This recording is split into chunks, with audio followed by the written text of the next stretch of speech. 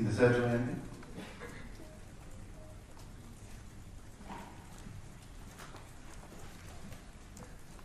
Rassie, just a question about what you were doing in 1995, where were you watching? And I know there's a lot of work to do before this happens, but should South Africa win on Saturday, the wider impact of that on the country back home? Yeah, in '95 I was a student in Bloemfontein, and I was sharing we were staying on the rugby fields there by the university grounds. I was sharing a sort of a house with Akadrotsky, so he was playing in the World Cup final, and we were all watching the game at the university rugby grounds. You know, that's where I was in 1995. Yes, obviously we all know what impact that had for our country. Should we win it on Saturday? It's already having a big impact for us, being a little bit more successful. I'm not saying we are there yet, but we are being a little bit more successful in terms of the results.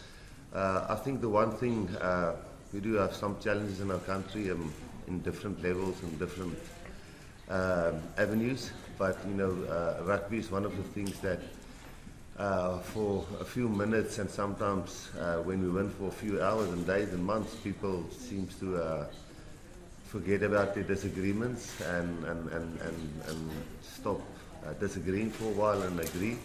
And I think what we experienced from 2007 and 1995, they then disagree for a long while, and you can fix a lot of things in that time. So in South Africa we need that, and when we can feel that. So that is definitely for us an extra motivation on Saturday, that we know we are trying to win for us 23, but that is the last thing we're trying to win. We're trying to win for South Africa, and not just because they support us, but because our country needs a lot of things that we want to fix, and we want to help fix that.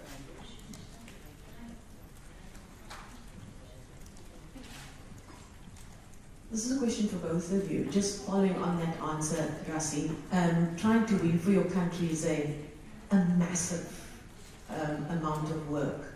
What kind of conversations are you having with the team, if at all, about managing that kind of expectation? Because if us ordinary mortals had that kind of expectation, we wouldn't get up in the morning. So if both of you could perhaps talk to that, please.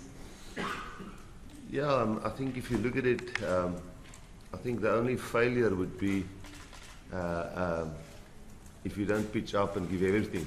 I think that would be the only failure, you know. So we see it as, and we started this whole journey, you know, 18 months ago when we started 25 or 24 test matches ago. We said the main thing is how we play rugby, you know. Eventually spin off that, when we win, people will start supporting us again and talking about us and help us with team selections and criticize, and that's what we want. And then, you know, South Africans are supporting you again when they start engaging again.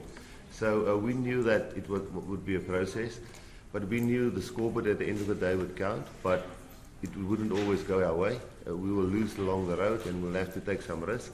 But at the end of the day, you know, expectations will grow as we get a little bit better. But the only failure we feel is when you don't go out there and give everything and practice as hard as you can, and you walk off that field and you say, listen, yeah, we didn't give everything and we weren't beaten by a better team. That's the only reason we see as failure, and that's what drives us. You know, if we walk off that field on Saturday and we were beaten by a better England team, then that's life, you know.